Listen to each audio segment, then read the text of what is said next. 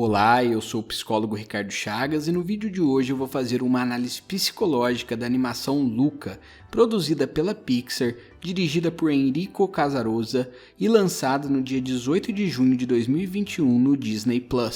Como o contexto social é muito importante para a compreensão da metáfora central do filme, eu vou abordar também esse aspecto, mas não se enganem. Luca é muito rico em psicologia pura, por isso nessa análise você vai encontrar o melhor dos dois mundos. Mas já vou avisando que ela contém spoilers, então caso você ainda não tenha assistido ao filme, volte a esse vídeo mais tarde.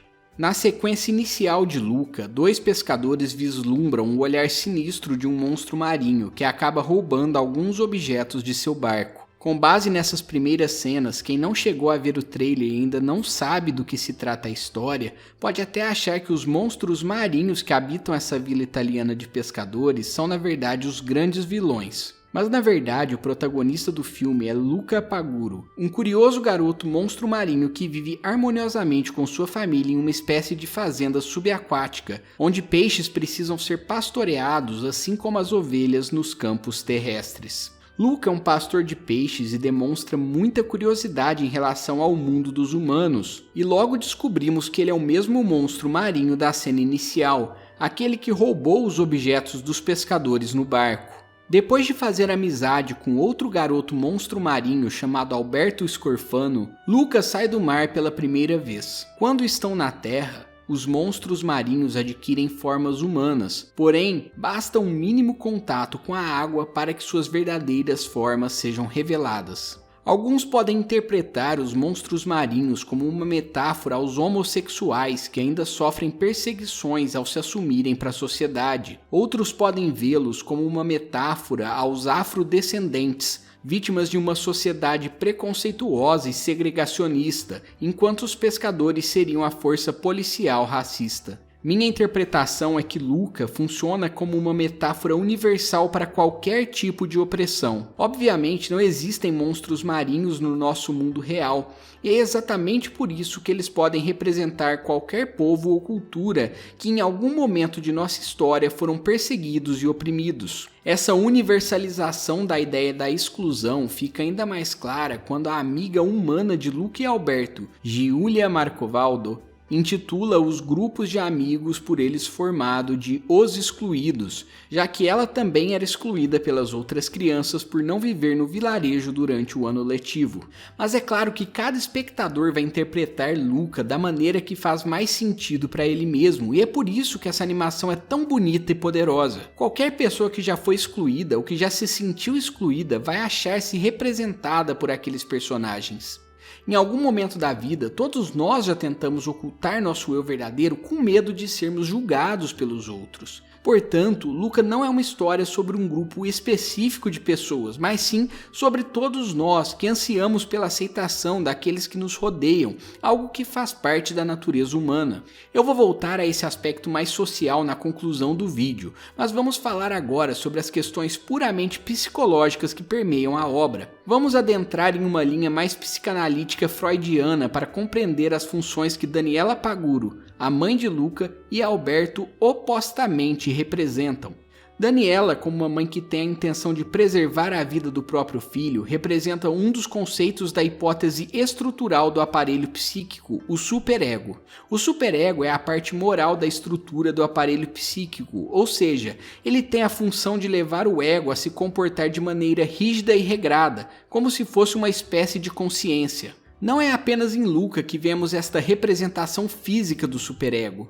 Em outra obra da Disney, Pinóquio, que coincidentemente também se passa na Itália, o grilo falante faz o papel físico do superego do protagonista. Ir para o mundo dos humanos é uma ideia absurda para Daniela.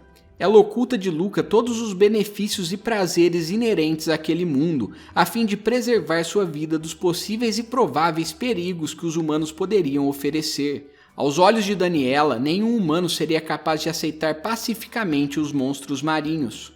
Alberto representa o conceito oposto ao superego, o id. Como faz oposição ao superego, o id representa as pulsões instintivas de um indivíduo. Alberto representa esse papel na vida de Luca, e para ele a vida só vale a pena ser vivida com boas doses de perigo e adrenalina. Tais comportamentos radicais são manifestações claras dos desejos inconscientes das crianças e, por suas mentes não serem completamente desenvolvidas, elas tendem a seguir seus impulsos e desejos em detrimento de seus deveres e obrigações morais.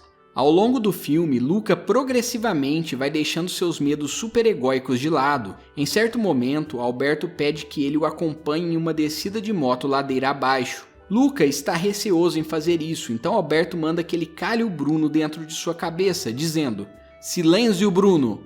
Luca tenta pronunciar essas palavras, mas o faz sem muita empolgação, e Alberto então diz que ele precisa gritá-las com entusiasmo. O Bruno a que Alberto se refere é o nome que ele dá ao superego. Ao calar o Bruno, Luca, ao mesmo tempo, cala todos os medos de sua consciência, sendo capaz de enfrentar uma situação potencialmente perigosa, que por pouco não acaba em tragédia. E quando os dois garotos estão potencialmente entregues aos seus respectivos ids, com seus Brunos calados, um encoraja o outro a realizar a maior loucura até então: ir até o vilarejo para conseguirem andar em uma Vespa.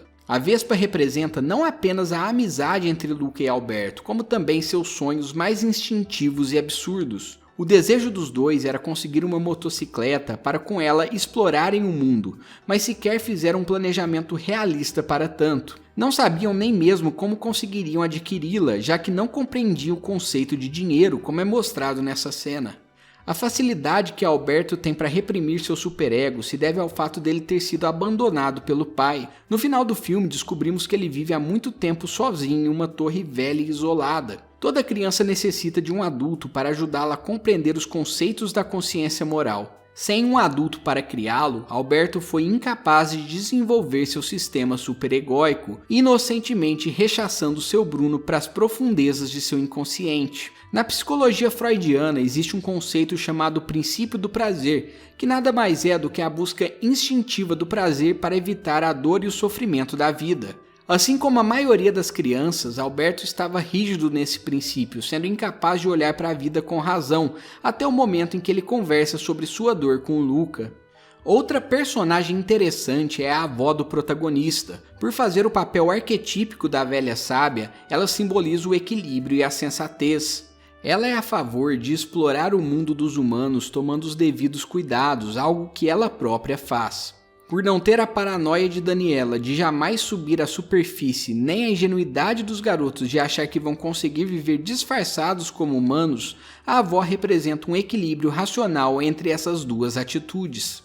O equilíbrio pode ser compreendido através de um princípio oposto ao do prazer, chamado de princípio da realidade. Ele se manifesta quando há o amadurecimento natural do indivíduo, que ao vivenciar certas experiências passa a compreender com mais profundidade e maturidade as dores naturais da vida. Sendo assim, o princípio da realidade tem como objetivo firmar a adaptação do homem à realidade e à ordem moral. No final do filme, a verdadeira identidade de Luca é revelada quando ele pedala na chuva na competição pela Copa Porto Rosso. O antagonista Ercole Visconti e alguns outros pescadores tentam caçar Luca e Alberto. Por tê-los conhecido de uma maneira mais profunda que vai além da aparência, Máximo, pai de Júlia, ignora seu lado pescador e protege os dois garotos, iniciando assim uma nova era de amizade entre humanos e monstros marinhos. A coragem de Luca e a aceitação de Máximo subverte a mentalidade de grande parte dos habitantes daquele vilarejo. Depois disso, Lucas e Alberto começam a explorar o mundo dos humanos, cada um à sua maneira. O primeiro vai para a escola junto da amiga Júlia, a fim de preencher sua sede por conhecimento. O segundo continua no vilarejo e passa a morar com o pescador Máximo, que a partir daquele momento passa a desempenhar o papel de figura paterna na vida do garoto. Apesar de sua narrativa leve, Luca é um filme muito profundo que nos faz refletir sobre as amizades e sobre sermos quem somos de verdade. Como a avó do protagonista diz no final, algumas pessoas nunca vão aceitá-lo, mas algumas vão. E parece que Luca sabe encontrar pessoas boas. A mensagem da obra é que o mundo pode parecer um lugar hostil para aqueles que são diferentes, e com certeza é. Mas existem também pessoas boas que estão dispostas a abraçar essas diferenças, e são justamente elas que devemos valorizar. Se você quer ver mais análises como esta, não se esqueça de se inscrever no canal e ativar o sininho. E aproveita e já clique no like. Cuide bem de sua saúde mental e até a próxima!